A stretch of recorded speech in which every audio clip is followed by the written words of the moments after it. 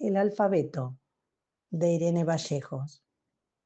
No sabemos su nombre, ni dónde nació, ni cuánto tiempo vivió. Lo llamaré él porque lo imagino hombre. Las mujeres griegas de la época no tenían libertad de movimientos.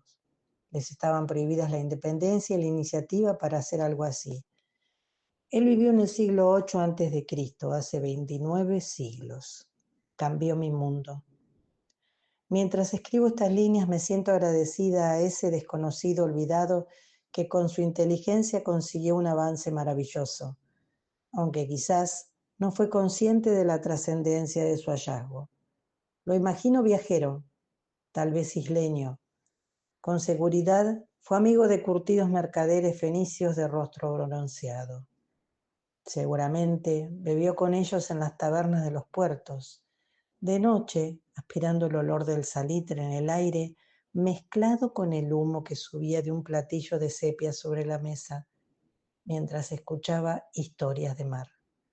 Barcos cabalgando en las tormentas, olas como cordilleras, naufragios, costas extrañas, misteriosas voces de mujer en la noche.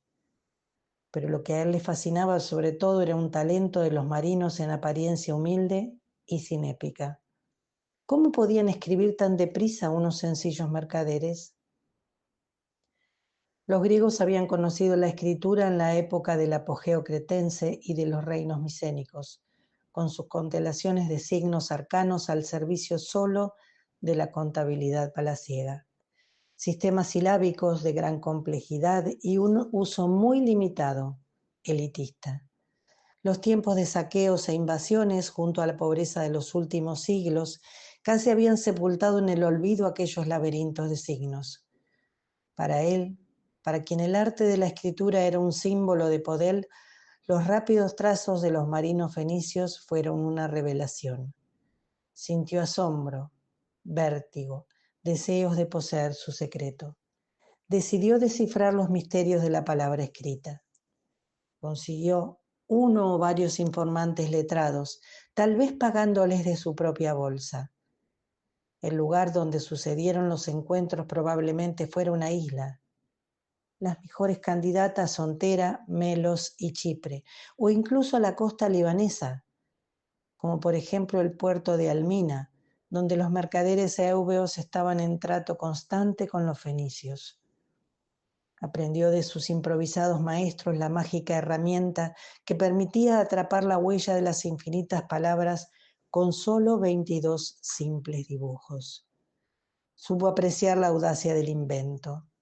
Al mismo tiempo, describió que la escritura fenicia contenía acertijos. Solo se anotaban las consonantes de cada sílaba, dejando al lector la tarea de adivinar las vocales.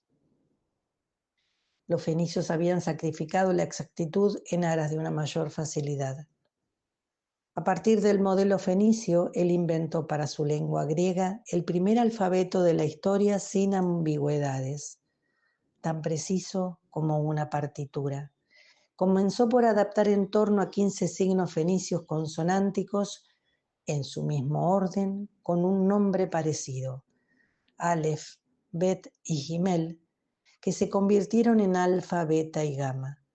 Tomó letras que no eran útiles para su lengua, las llamadas consonantes débiles, y usó sus signos para las 5 vocales que como mínimo se requerían.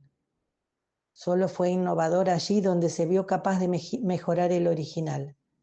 Su logro fue enorme. Gracias a él se difundió en Europa un alfabeto mejorado, con todas las ventajas del hallazgo fenicio y un nuevo avance añadido. La lectura dejó de estar sujeta a conjetura y por lo tanto se volvió todavía más accesible. Imaginemos cómo sería leer una frase sin vocales. Pensemos por un instante en la dificultad de identificar la palabra idea a partir de la consonante D, o aéreo desde tan solo una R. No sabemos nada sobre ese desconocido, solo nos queda la fantástica herramienta que nos regaló. Su identidad es una huella borrada por las olas, pero no hay duda de que existió.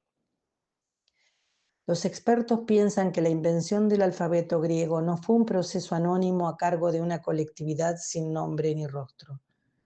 Fue un acto individual, deliberado e inteligente, que exigió una gran sofisticación auditiva para identificar las partículas básicas, consonantes y vocales que componen las palabras. Un acontecimiento único que se realizó en un momento determinado y en un único lugar. En la historia de la escritura griega no hay indicios de un tránsito gradual desde un sistema menos completo a uno más acabado. Tampoco hay rastros de formas intermedias, ensayos, vacilaciones ni de retrocesos. Hubo alguien, ya nunca averiguaremos quién, un sabio anónimo, asiduo de tabernas hasta el amanecer, amigo de los navegantes forasteros en un lugar bañado por el mar, que se atrevió a forjar las palabras del futuro, dando forma a todas nuestras letras. Y nosotros seguimos escribiendo en esencia de la misma manera que imagino el creador de este instrumento prodigioso. Gracias al alfabeto la escritura cambió de manos. En la época de los palacios micénicos, un reducido grupo de expertos y escribas registraban en tablillas de barro la contabilidad de palacio. Los monótonos inventarios de riqueza son el único rastro escrito de aquella época. En cambio, en la Grecia del siglo VIII a.C., el nuevo invento reveló un paisaje distinto.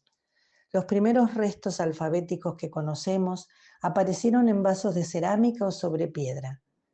Las palabras que los alfareros y canteros grabaron ya no hablan de ventas y posesiones, esclavos, bronce, armas, caballos, aceite o ganado. Eternizan instantes especiales de las vidas de personas comunes que participan en banquetes, que bailan, beben y celebran sus placeres. Han sobrevivido unas 20 inscripciones fechadas en el siglo 750 y el 650 a.C. La más antigua es el vaso de Dipilon, encontrado en un antiguo cementerio de Atenas. El ejemplo más remoto de escritura alfabética, aunque incompleto, es un verso sensual y evocador. El bailarín que dance con mayor destreza. Esas sencillas palabras nos trasladan a un simposio celebrado en una residencia griega, con risas, juegos, vino y un concurso de baile para los invitados, cuyo premio es el vaso mismo. Homero describió en la Odisea este tipo de competiciones festivas que eran frecuentes en los banquetes y para los griegos formaban parte de su concepto de la buena vida. A juzgar por los términos de la inscripción, el tipo de danza sería acrobática, enérgica, cargada de erotismo. Por eso, imaginamos que el ganador del concurso debía ser muy joven, capaz de realizar el gran esfuerzo físico, las volteretas y los saltos que el baile exigía. Se sintió tan orgulloso que siempre conservó el recuerdo de aquel día feliz y muchos años después pidió que lo enterrasen con el trofeo de su victoria. En su tumba, tras 27 siglos de silencio, hemos encontrado el vaso y grabado en él ese verso que conserva ecos de música y huellas de unos bellos pasos de baile. La segunda inscripción más temprana, de alrededor de 720 a.C., fue hallada también en una tumba de la isla de Isquia, en el extremo oriental del mundo griego. Dice: yo soy la deliciosa copa de Néstor. Quien beba de esta copa pronto será presa del deseo de Afrodita, coronada de belleza. Es un homenaje a la Ilíada, escrito en hexámetros. La copa de Néstor demuestra que incluso en una isla periférica, en un mundo de comerciantes y navegantes, el conocimiento de Homero era impecable. Y nos revela que la magia de las letras convertía sencillos objetos cotidianos, como una copa o una vasija de cerámica, en posesiones valiosas que acompañaban a sus propietarios hasta la tumba. Una nueva época estaba empezando. El alfabeto sacó la escritura fuera de la atmósfera cerrada de los almacenes de palacio y la hizo bailar, beber y sucumbir al deseo.